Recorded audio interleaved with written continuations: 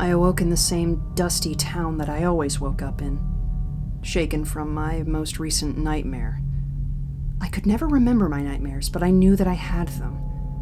I'd wake up in a sweat, heart pounding, wanting to scream, but I never knew why. I put on the same work-ordered pants and shirt that I always wear, slid on the same shoes, the ones with the scuff on the left heel, that I wore the day before, and left my small, dusty home. I ate the gray-brown slop they serve in the dining hall every day, as did all my coworkers. We all had the same dark circles under our eyes, same cracked and calloused palms. We shuffled as a mob toward the factory looming in the distance. I could feel their eyes on me as I walked.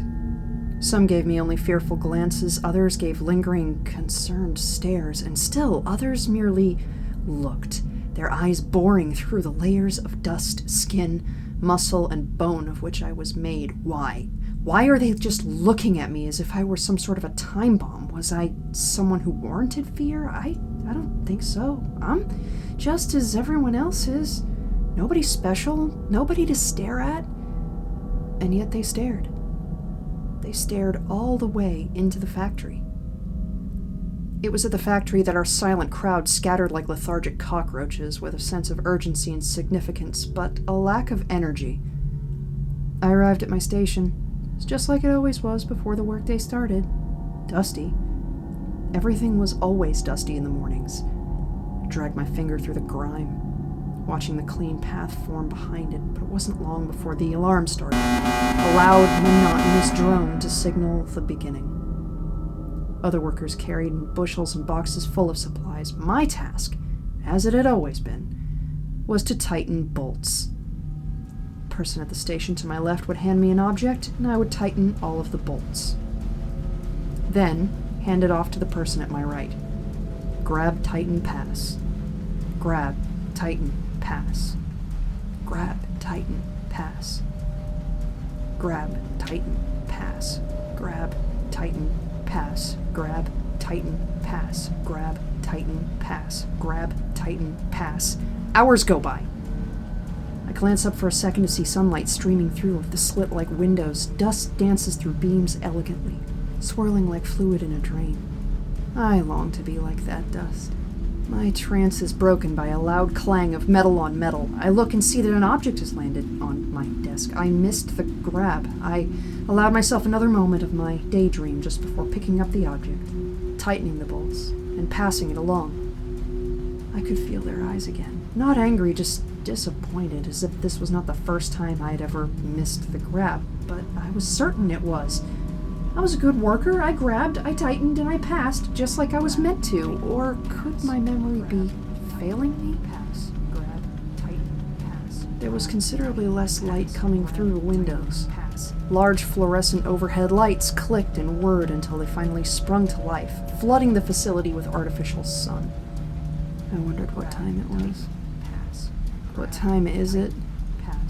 A question gnawed at my brain.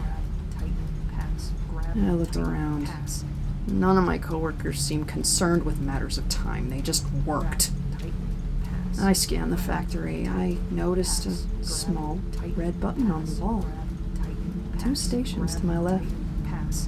Stark white sign above it read, "Emergency stop." That button hadn't been there before, had it? No, it couldn't have been. I come to this factory every single day, and everything is always the same. There had never been a button on that wall. Besides, we have no machinery, just people. Why would we need an emergency stop button of all things? There's nothing to stop. What time was it? When did that button get there? I don't know how long it takes to install a button. It could have been mere hours or days, maybe weeks. I felt the sweat bead on the back of my neck and my hands grew clammy. I cut my thumb on the object I was working with.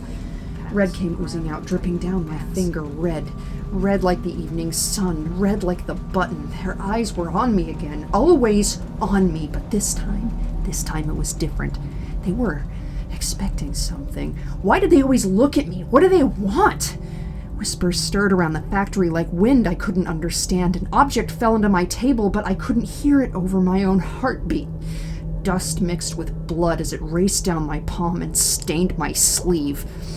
But there was already a stain there, a stain that had always been there, ingrained into the rough cloth. It had always been there, I assured myself. More and more objects piled up around me, more and more whispers filled the air. All the noise made me feel claustrophobic.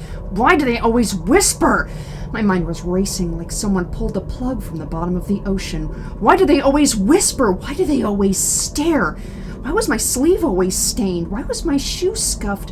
Why does nothing ever change? Why is there a button? My racing thoughts slowed. Why was there a button? A new button.